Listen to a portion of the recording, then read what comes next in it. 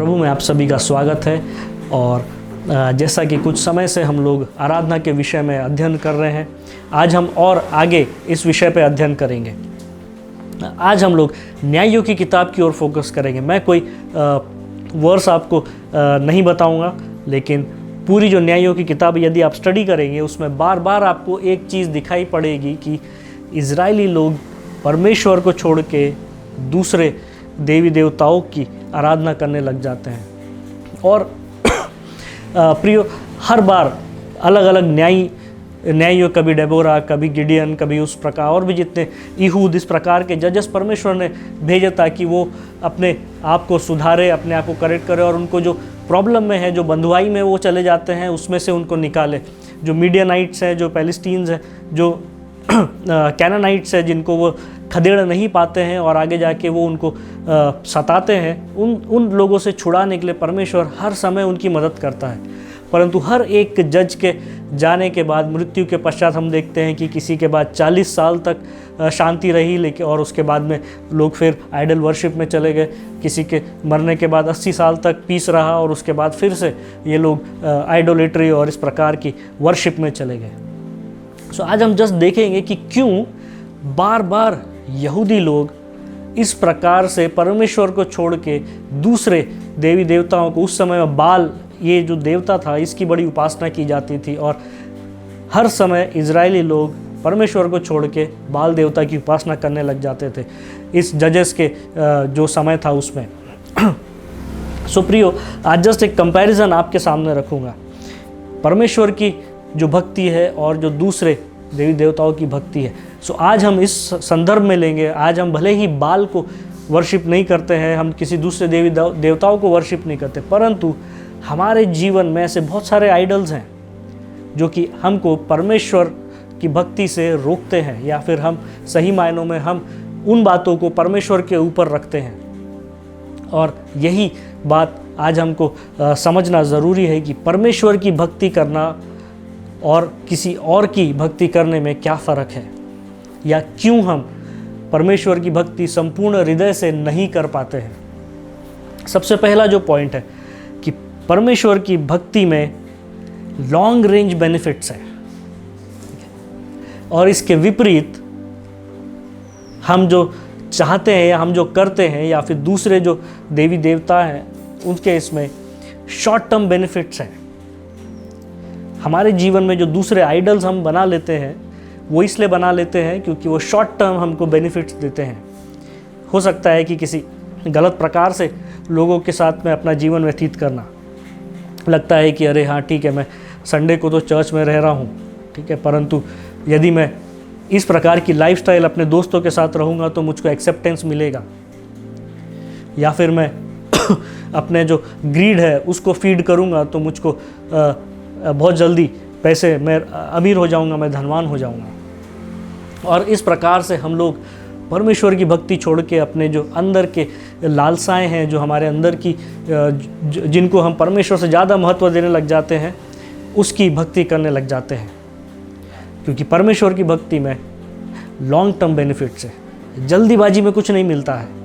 परमेश्वर देखता है और अपने समय से सारी बातें पूरी करता है। और कई बार हमको आज के कॉन्टेक्स्ट में उतना रुकना अच्छा नहीं लगता। हम जल्दी चाहते हैं, हम जल्दी रिजल्ट चाहते हैं, हम हमारे समस्याओं का समाधान जल्दी चाहते हैं, और इसके लिए हम लोग परमेश्वर से ध्यान हटाकर अपने स्वयं के मार्ग पे निकल जाते हैं।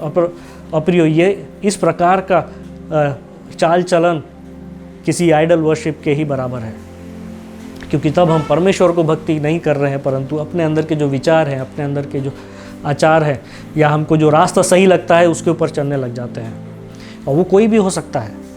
गलत तरीके से परीक्षा में पास होना, गलत तरीके से नौकरी में प्रमोशन पाना, गलत तरीके से पैसा कमाना, कुछ भी, या गलत तरीके से कोई रिलेशनशिप को इस्टेब्लिश करना, ये सारी बातें उसी इक्विवेलेंट है जैसा कि इज़राइलाइट परमेश्वर को छोड़ के दूसरे देवी देवताओं की उपासना करने लग जाते हैं।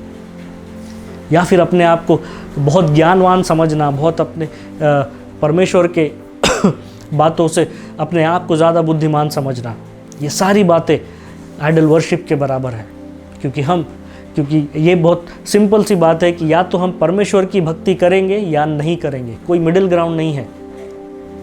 ठीक है, ये सबसे पहली बात है कि शॉर्ट टर्म बेनिफिट्स के लिए हम लोग कई बार परमेश्वर को छोड़ के दूसरे बातों को अपने जीवन में इम्पोर्टेंस देने लग जाते हैं। उसके बाद में आता है कि यदि हम परमेश्वर की भक्ति के अलावा दूसरी बातों को ज़्यादा महत्व देते हैं, वो इसलिए क्योंकि वहाँ पे हमको मॉरल वैल्यूज़ रिक्वायर्ड नहीं रहते हैं। यदि आप देखेंगे कि बाल के जो वर्शिप उनके मंदिर में सारी इमोरल बातें अलाउड थी। कई बार वो अपने जो उस देवता का मंदिर था उसमें फंड्स लाने के लिए, उनकी आमदनी बढ़ाने के लिए कई बार उन्होंने प्रोस्टिट्यूट्स को उसके लिए इस्तेमाल किया। सो इस प्रकार का आचरण हम लोग देखते हैं कि वहाँ पे था, और इसीलिए जो यहूदी लोग थे उनको लगता था कि अरे चलो ये अगर हम इस राह पे हम चलेंगे तो हमको ये सारी चीज़ें एक्सेप्टेबल हो जाएगी। लेकिन परमेश्वर के भक्ति में, परमेश्वर की वर्शिप में ये सारी बातें नहीं हैं, क्योंकि परमेश्वर की भक्ति चाहती है हाई मॉरल वैल्यूज़, और यही परमेश्वर हमको सिखाता है। सो प्रिय, हो सकता है कि आज आप भले ही स्टेज पे गीत गा रहे हो, वर्शिप कर रहे हो, आराधना कर रहे हो, प्रचार कर रहे हो, बड़े बड़े मीटिंग्स में जा रहे हैं, अटेंड कर रहे हैं, बहुत सारी बातें कर रहे हैं, पर यदि आप अपने जीवन में इमोरल लाइफस्टाइल को ज़्यादा महत्व दे रहे हैं तो वो भी दूसरे देवताओं की भक्ति करने के बराबर है, जो कि परमेश्वर को कतई पसंद नहीं है। सो जस्ट इससे पहले कि हम आगे बढ़े, इन दो बातों के ऊपर आप ज़रा सोचें कि क्या आप अपने जीवन में इन बातों को इसलिए अलाउ कर रहे हैं क्योंकि आपको ये बहुत अच्छी लग रही है, और परमेश्वर की भक्ति इसलिए नहीं कर पा रहे हैं क्योंकि आपको लगता है कि यदि मैं परमेश्वर की भक्ति सही रीति से करने जाऊंगा तो ये सारी बातें मैं नहीं कर पाऊंगा। या ये हो सकता है कि आप दोनों चीज़ें कर रहे हैं, एक तरफ में भक्ति का दिखावा करते हैं और दूसरी तरफ में एक इस प्रकार का जीवन भी जी सकते हैं। ये भी एक पॉसिबिलिटी है, पर वचन कहता है कि ये दोनों बातें गलत हैं। ठीक है, यदि आपको भक्ति करना है तो सिर्फ और सिर्फ परमेश्वर की भक्ति का। आगे बढ़ते हुए हम एक ऐसे परमेश्वर की आराधना करते हैं जिसको हम देख नहीं सकते। यीशु मसीह ने कहा थॉमस को कि तेरे बाद बहुत से ऐसे आएंगे जो ना देखेंगे और फिर भी भक्ति करेंगे। और यहाँ पे भी परमेश्वर को किसी ने देखा नहीं है आज तक के, और परमेश्वर चाहता है कि हम उसकी भक्ति करें। इसके विपरीत अगर हम देखें, क्यों यहूदी लोग आइडोलेट्री की तरफ गए, क्योंकि वहाँ पे एक ऑब्जेक्ट है जिसको कि वो देख के, या कोई स्टैचू है या फिर कोई ऐसा आइडल है जिसके सामने वो अपने सारी बातें कर सकते, जो अर्चना कर सकते हैं, भक्ति कर सकते हैं। तो ये चीज़ भी बहुत से बार हम लोगों को परमेश्वर की भक्ति से दूसरी तरफ डाइवर्ट करती है। हम मटेरियल चीज़ों को देखना चाहते हैं, हम देखना चाहते हैं प्रैक्टिकल चीज़ें हमारे सामने में क्या है। कई बार हम लोग साइंस को बहुत ज़्यादा महत्व देने लग जाते हैं। कई बार हम इस प्रकार से देखने लग जाते हैं कि अरे बाइबल जो बहुत सारी बातें बताती है ना, उसका प्रमाण क्या है, उसका प्रूफ क्या है। और इस प्रकार से भी हम परमेश्वर की भक्ति से डाइवर्ट होके अपने जीवन में ऐसे आइडल्स बना लेते। हो सकता है कि साइंस पे हम ज़्यादा भरोसा करें, हो सकता है कि दूसरी ऐसी बातों पे ज़्यादा भरोसा करने लग जाए जो कि आपको मटेरियल रूप में आपके सामने दिखती है। पैसा भी उनमें से एक चीज़ है, अथॉरिटी उनमें से एक चीज़ है, और उसी के साथ साथ जो हमारा स्वयं के ऊपर जो घमंड है वो भी इस तरीके से हमको मटेरियल वे में सोचने के लिए मजबूर करता है। सो यदि आप इस प्रकार से सोचते हैं तो भी आप परमेश्वर की भक्ति सही रीति से नहीं कर पाएंगे। आगे बढ़ते हुए, परमेश्वर के इसमें अनसेल्फिशनेस एक्सपेक्टेड है। ये बहुत महत्वपूर्ण है। परमेश्वर की भक्ति यदि हम करना चाहते हैं सही रीति से तो हमको अनसेल्फिश होना पड़ेगा, हमको अपने से ज़्यादा दूसरों के बारे में सोचना पड़ेगा। और कई बार ये बात भी एक कारण बन जाती है कि हम परमेश्वर की भक्ति को संपूर्ण हृदय से ना करते हुए दूसरी बातों की तरफ, क्योंकि हम अपना ये सेल्फिश स्वभाव नहीं छोड़ पाते। तो हमारी ये जो आदत है, हमारा जो स्वभाव है, ये हमारे लिए एक आइडल बन जाता है जिसको हम परमेश्वर से ज़्यादा इम्पोर्टेंस देने लगते हैं। और ऐसे में हम देखते हैं कि हमारा जीवन बहुत ही एक कड़वाहट और एक बुरे रास्ते पे चले जाता है। सो यदि आपके हृदय में इस प्रकार की बातें, यदि आप सेल्फिश रीति से सारी बातें सोचते हैं कि आज कि सिर्फ मुझको फ़ायदा मिले, मेरे पड़ोसी को नहीं, मेरे दोस्त को नहीं, मेरे भाई को नहीं, आज मेरे पास है मैं खुश हूँ, दूसरे के पास नहीं है तो मुझको कोई फ़र्क नहीं पड़ता, यदि इस प्रकार से आपका स्वभाव है तो भी आप परमेश्वर की भक्ति सही रीति से नहीं कर पाएंगे। और प्रियो, इन सारी बातों में मैं जब बोल रहा हूँ वर्शिप, ये इसका संगीत और गीत का कोई वर्णन यहाँ पे नहीं है। ये सिर्फ वर्शिप को सही मायनों में समझने के लिए हम लोग अध्ययन कर रहे हैं। आगे की बात जो सबसे महत्वपूर्ण है वो है कि परमेश्वर की भक्ति ये एक चेंज्ड लाइफ डिमांड करता है। यदि हमको परमेश्वर की भक्ति सही रीति से करनी है तो हमारे अंदर एक बदलाव होना चाहिए। परंतु जब आप संसार में जाएंगे, आप सांसारिक बातों को देखेंगे तो उनको सिर्फ एक्टिविटीज से लेना देना है, परिवर्तन से नहीं। जो रिचुअल्स है वो ज़्यादा महत्वपूर्ण है, अंदर का बदलाव नहीं। सो यदि आप अपने जीवन में सिर्फ रिचुअलिस्टिक चीज़ें कर रहे हैं, गीत गाना, बाइबल पढ़ना और सारी चीज़ें, लेकिन उनके अनुसार आपका जीवन परिवर्तित नहीं हो रहा है, तो भी आप परमेश्वर की भक्ति सही रीति से नहीं कर रहे हैं। हो सकता है कि आप पर्पसली ये नहीं कर रहे हो क्योंकि आप नहीं चाहते, आप वो जो चेंजेस है जो परमेश्वर का वचन हमारे जीवन में करने के लिए बोलता है वो करने से हिचकिचा रहे हैं, या फिर घबरा रहे हैं, या फिर आप कंफर्टेबल नहीं हैं वो चेंजेस अपने लाइफ में करने के लिए। पर वो कुछ भी हो, अगर आपके जीवन में इस प्रकार की बातें हैं तो आप परमेश्वर की भक्ति सही रीति से नहीं कर रहे हैं, और इसमें सही नहीं, आप नहीं कर रहे हैं। हमारे अंदर एक, मैं हर बार बोलता हूँ कि जब मैं इस प्रकार से बताता हूँ तो मैं ये नहीं बोल रहा हूँ कि आपको एक परफेक्ट व्यक्ति बनने की ज़रूरत है, नहीं, परंतु आपके अंदर जो आपका जो हार्ट है, आपका जो हृदय है, वो किस तरफ इंक्लाइंड है।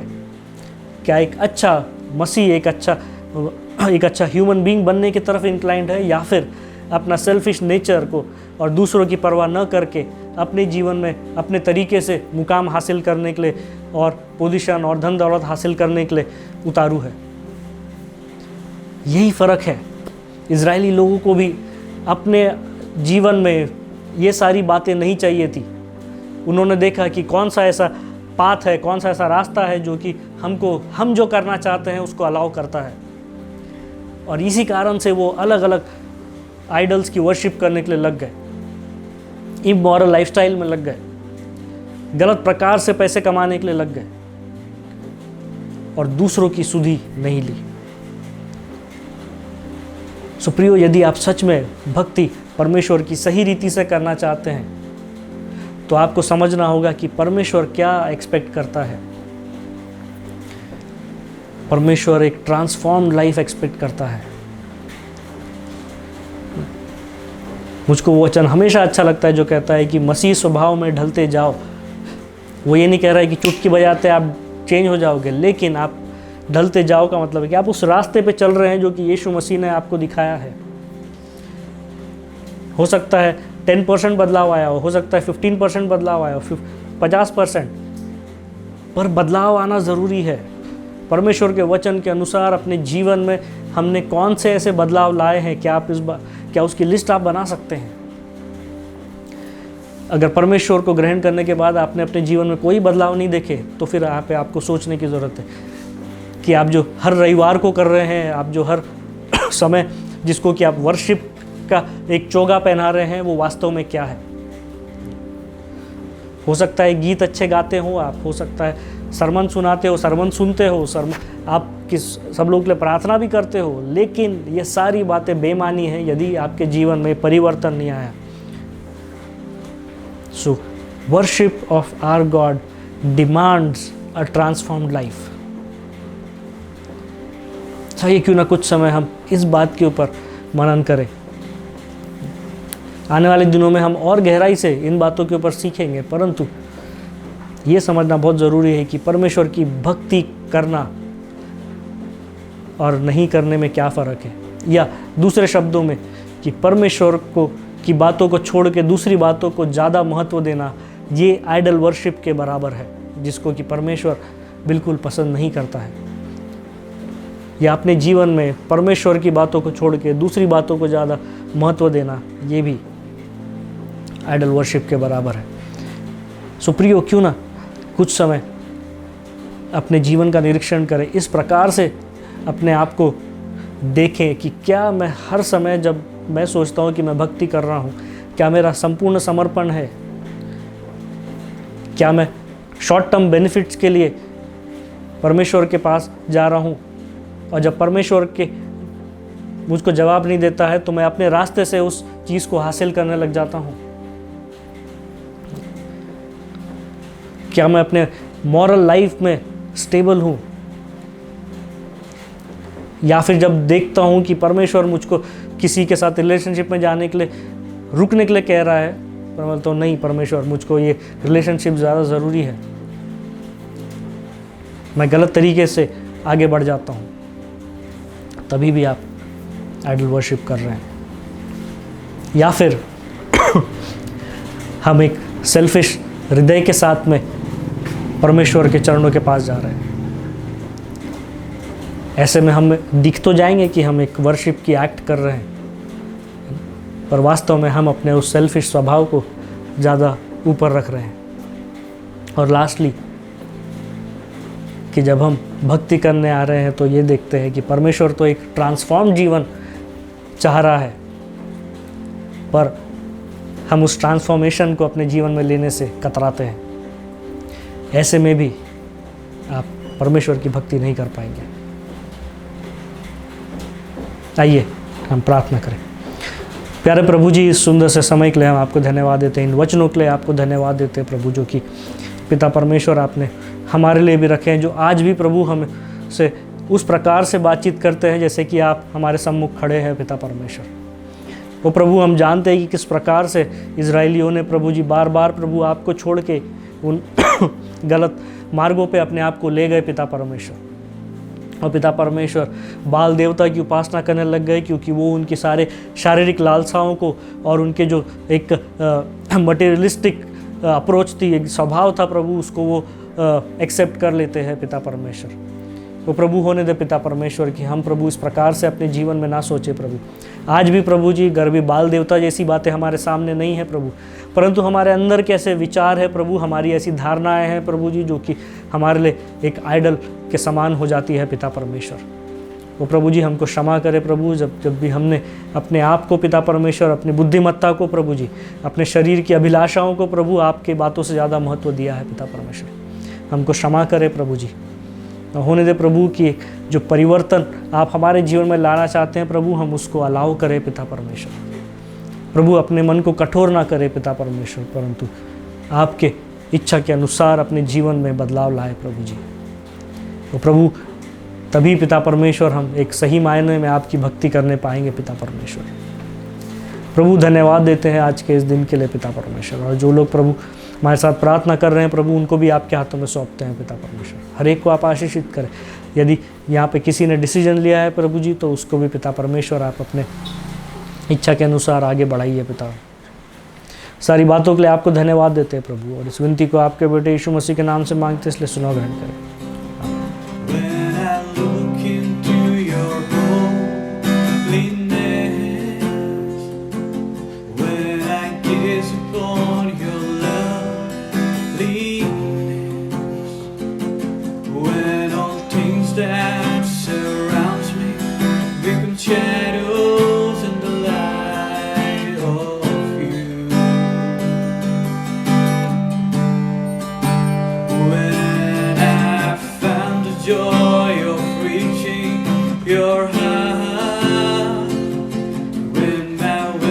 Comes enthroned in your love, when all things that surrounds me become shadows.